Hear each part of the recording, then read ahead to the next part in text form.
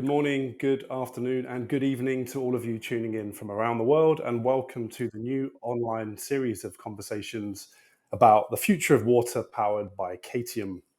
Notice we're not using the word webinar, the W word. This is really designed to be a monthly series of bite-sized, engaging, and digestible conversations that you can either watch live or watch on demand during a coffee break at a later date. We're going to be addressing topics such as digitalization, digital twins, investment, innovation, the circular economy over the next several months. So my name is Tom Freyberg. I'm an environmental journalist and content creator specializing in water, and I will be your host for the next 30 minutes.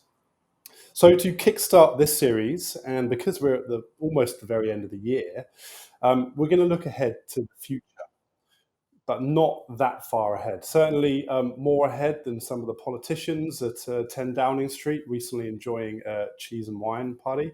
So I've seen this type of session done before where people look to 2030, to 2040, to 2050 predictions. But I think one of the lessons from the last couple of years of the pandemic is it's very hard to almost predict that far ahead. So we're going to be looking a bit closer to home, just around the corner to 2022. And we've already got more insight and data, potentially in terms of some of the investment that's coming to be perhaps a bit more realistic than predicting 30 years from now. So we've got three fantastic speakers. We've asked them to come up with three predictions for 2022. And we've grouped these three predictions into three different chapters, if you like, or three sections over the next 30 minutes. We're going to be focusing on digital, water availability and health, and finally, infrastructure, investment and upgrades. So we have three thought leaders from the advisory board of Qatium joining today. We have Professor Dragan Savic, the CEO of KWR Water Research Institute in the Netherlands, and also the Professor of Hydroinformatics of the University of Exeter. Dragan, good to see you again. Welcome. Hello, Tom. Thank you, and good to be here. Thank you. We also have Dr. Newsha Ajami, who is a hydrologist and also the Director of Urban Water Policy at Stanford University. Newsha, good to see you. How are you? Hi, how are you? Good to see you. Good to see you. Good to see you. And last but not least, we have Paul Fleming, formerly with Microsoft, a water stewardship expert and a fellow at the Alliance for Global Water Adaptation. Paul, greetings. It's quite early there where you're tuning in from, but a very warm welcome. Digitalization is leading to many benefits when it comes to delivering more efficient water supply. So we need to go beyond just saying digital is going to be big, there's going to be more investment in digital. So Dragan, in terms of your first prediction then for 2022, where's digital going when it comes to water?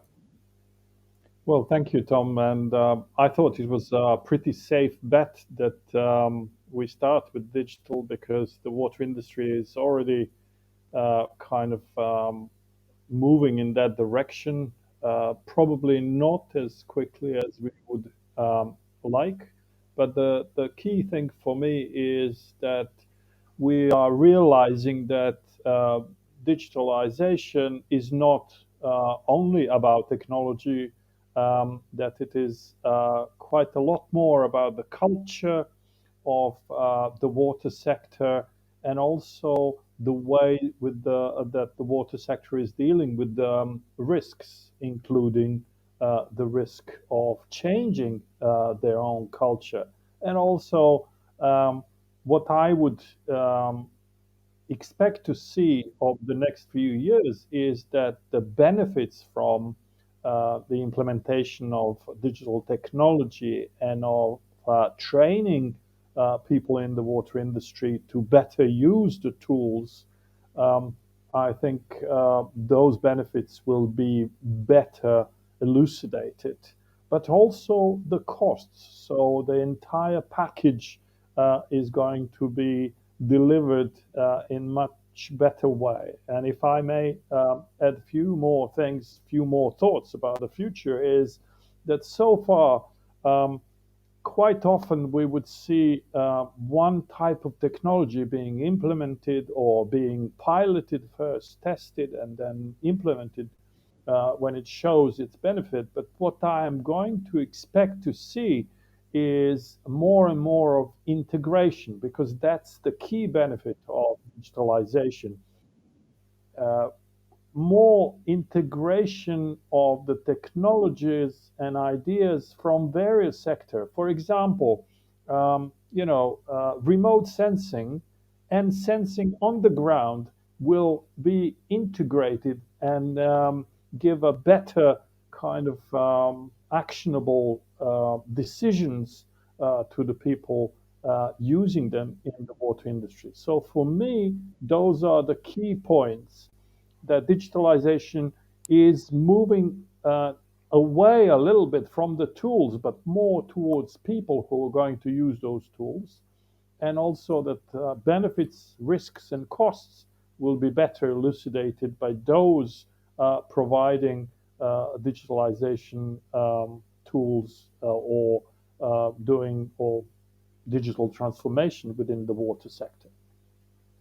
Very good. So it seems as though perhaps the results from the previous years and many trials that have taken place on the data, as well as involving the workforce, we're now going to see the dividends and benefits from 2022 and beyond.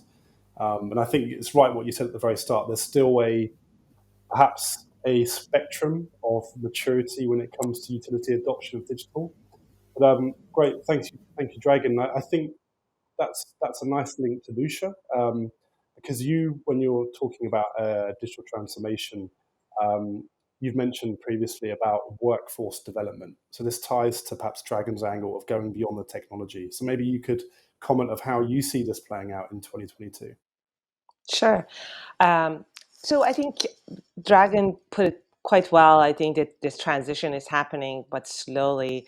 One thing that I would say for that is I think data and information technology and digitization historically has not been part of our infrastructure development or the way we think about them as an infrastructure. And I think we are sort of making that transition to realize data, I call them soft infrastructure, data, digitization, tools. They're all part of this an infrastructure package for any utility. And I think that means that then you need to have on-site people who are able to use this information, to turn it into knowledge, to turn it into, to operationalize it, and be able to use it on a daily basis. And I think that means then utilities sort of need to embrace the culture of who is going to be doing this, what kind of workforce do we need to have? Do we need to have lots of like civil engineers, or do we need to hire data scientists as we get all this data and information? So it's kind of like transitioning the way we are thinking about water, more sort of from this very hardcore gray infrastructure to a combination of soft and hard infrastructure to make it more sort of transitional. So that is what I think it's going to be needed as the water sector is transitioning. I think that's a great phrase there, the kind of the transition and looking to shape the workforce of when you're talking about a water utility, like the challenges coming up ahead, and also operationalizing. That's a phrase we've seen come up more and more again, the data that's been gathered and how to put it into action. So great stuff, Newsha. So let's kind of shift it on to Paul then, because you, from your previous work, can maybe talk about this from a river basin level, and actually, where do you see things changing when it comes to data, digitalization, and operationalizing previous efforts from 2022 and beyond? Great, thanks, Tom. And I think it's timely to talk about or reference a quote about predictions, that it's tough to make predictions, especially about the future. So keep that in mind as we look back a year from now and see if we hit the mark or not. I think Dragan and Newsha framed this really well, and thinking about utilities in particular. And my prediction is more about at the basin scale, and particularly I hope, this is a little bit of a hope and predict, that we'll see new tools, refinement of tools out of the private sector, startups, early stage companies that do a much better job of helping to make basin level information, basin diagnostic information about water health, water availability, water quality, etc., accessible, credible, and commonly understood. And those are all critical, particularly from the corporate perspective. If companies, others want to make investments that are going to actually improve basin conditions. Right now, I think we're dealing with a fair amount of asymmetry where at a basin scale, and within the communities within that basin or the agencies that operate or NGOs that operate in that basin, there may be some knowledge about what the key stressors are, but that information is held often by a limited number of people, and it's not distilled, aggregated, and presented in again, an accessible and credible platform so that others who are looking to make investments to improve conditions can understand where they should be making those sort of stewardship investments. So again, my prediction is that we'll see the emergence of more tools that will make that whole enterprise better, more efficient, and help to direct resources towards where they need to go. Thank you, Paul. I think the quality angle of in terms of collectively improving the watershed health is a really interesting angle for where that can potentially play out, and more tools and data about the quality of the water environment. I think that's something where previously, we've looked at volumetric goals and the quantity of water, but actually looking at quality.